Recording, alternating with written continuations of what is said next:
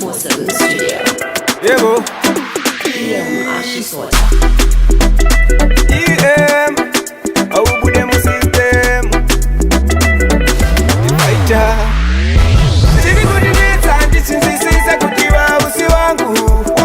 Ndichiri kukuona pese pandinofura maziso angu. Kusipakwa neni kwa waita, kusipakwa newe kwandaita. Twaiva pachena kuti taifita, rudoro machuwa pasina kuchita. Kuti nditangise futi kusecha, ndiwane wandingageta.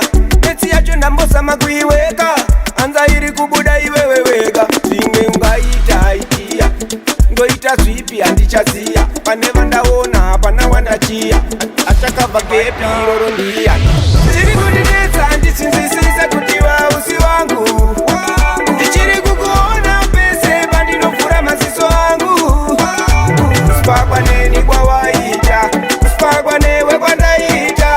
Twaiva pachena kuti taifita, rudoro machuwa pasina kuchita. Moyo zvauremera kuti ndingokufuratira, saka ndaudzorera kwauri ngougamuchira.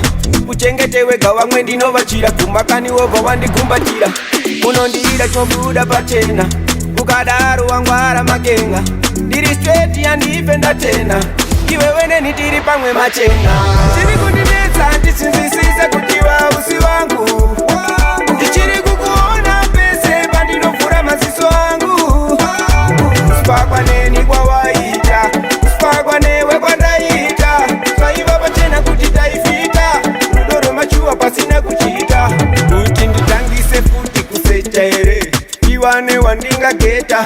Betsi yacho ndambozama kuiweka, patianza iri kubuda iwewe wega. Zvimwe ungaita itia, ndoita zvipi handichaziya. Pane vandaona hapana wandachiya, saka achakabva gepi iroro ndiya.